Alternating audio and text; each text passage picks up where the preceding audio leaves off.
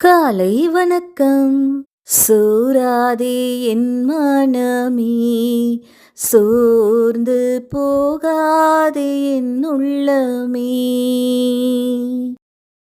சோராதே என் மனமே, சோர்ந்து போகாதே என் உள்ளமே.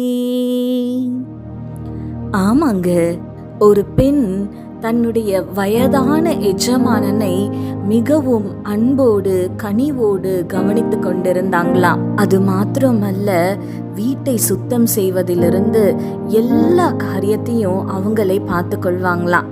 அந்த வயதான எஜமானனுடைய மகன் கொஞ்ச நாள் இங்கே தங்கி செல்லும்படி வந்தாராம். இங்க இருந்த நாட்கள்ல அங்கே வேலை செய்து கொண்டிருந்த அந்த பெண்ணை மிகவும் துன்புறுத்தினாராம். எப்பொழுதும் ஏதாச்சும் சொல்லி அவங்கள காயப்படுத்திக்கிட்டே இருப்பாராம். ஒரு நாள் தன்னுடைய வயதான தகப்பனை கூட பார்க்காம அந்த வீட்டை விட்டு போயிட்டாராங்க. அந்த பெண் எவ்வளவு காயங்கள், வேதனைகள், பாடுகளூடாய் கடந்து சென்றாலும் தன்னுடைய வயதான எஜமானனை எந்த ஒரு குறையும் இல்லாம அன்பாய் கவனித்து கொண்டாங்களாம். அவரால முடியாத நிலையில கூட அவருடைய இறுதி மூச்சு வரை எதையுமே எதிர்பாராம அவருக்கு வேண்டிய எல்லா சேவையையும் செய்தாங்களாங்க. அந்த எஜமான் இறந்த பிறகு ஒருவர் அந்த பெண்ணை வந்து சந்தித்தாராம். அவர்களிடத்துல சில பேப்பர்ஸ கொடுத்தாராம். இந்த எஜமான் தான் மரித்த பின்பு இந்த பேப்பர்ஸ அவங்களிடத்துல ஹேண்ட் ஓவர் பண்ணும்படி சொன்னாருன்னு சொல்லி கொடுத்தாராம். அதை எடுத்து வாசித்த பொழுது அந்த மகள் கண்ணீர் விட்டு அழுதாளாங்க.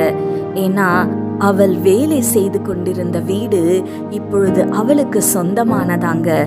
ஆமாங்க, அவள் செய்த நற்கிரியைக்கு தக்க பலனாய் அந்த எஜமானன் அந்த வீட்டை அவளுக்கே எழுதி கொடுத்திருந்தாராம்.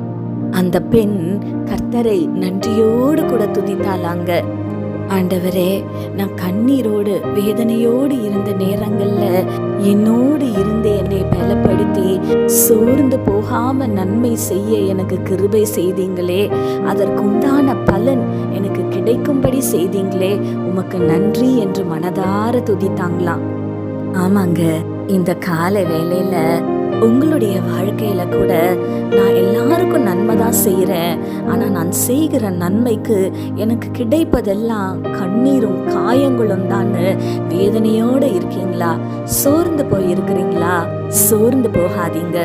வேதம் நமக்கு தெளிவாய் போதிக்கிறது, நன்மை செய்கிறதில் சோர்ந்து போகாமல் இருப்போமாக. தளர்ந்து போகாம நம்ம நன்மை செய்யும் பொழுது ஏற்ற காலத்தில் அதற்குண்டான பலனை நாம் பெற்றுக்கொள்வோம் என்று. ஆமாங்க, ஒருவேளை நீங்க செய்கிற நன்மைக்கு உண்டான ரெகக்னிஷனையும் ரிவார்டையும் உங்களை சுற்றி இருக்கிற மனுஷர் உங்களுக்கு கொடுக்காம இருக்கலாம், ஆனா உங்க செய்கைக்கு தக்க பலனை கர்த்தர் நிச்சயமாய் உங்களுக்கு கட்டளையிடுவாருங்க. ஏற்ற காலத்துல ஏற்ற நேரத்துல உங்களுடைய நற்கிரியைகளுக்கு உண்டான பலனை, அந்த ஆசீர்வாதத்தை கர்த்தர் நிச்சயமாய் உங்களுக்கு தருவாருங்க. நம்பிக்கையோட இருங்க.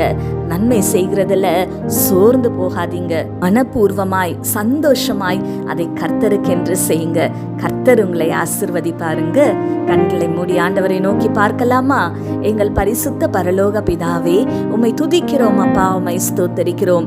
இதோ இந்த காலை வேளையிலுமாய் தகப்பனே அப்பா, நன்மை செய்து என்ன பிரயோஜனம்? எனக்கு கிடைத்ததெல்லாம் கண்ணீரும் காயங்களும் தானே என்று ஆண்டவரே சோர்ந்து போய் இருக்கிற உம்முடைய பிள்ளைகளை கர்த்தர் நீர் கண்ணோக்கி பார்ப்பீராக. ஆண்டவரே, அவர்களுடைய சோர்வுகளை கர்த்தர் நீர் மாற்றும்படியாய் ஜெபிக்கிறேன்.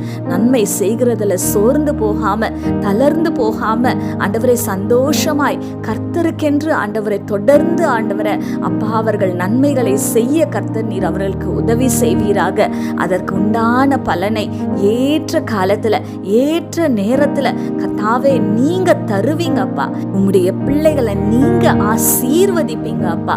நாங்கள் நம்புகிறோம் சுவாமி, விசுவாசிக்கிறோம். நீர் செய்ய போகிற பெரிய காரியங்களுக்காக நன்றி, துதி, கன, மகிமை யாவும் உமக்கு செலுத்துகிறோம். இயேசு கிறிஸ்துவின் வல்லமையுள்ள நாமத்தினாலே கெஞ்சி மன்றாடுகிறோம் பிதாவே, ஆமீன். இந்த நாள் உங்களுக்கு ஒரு ஆசீர்வாதமான நாளாய் இருப்பதாக. ஆமீன்.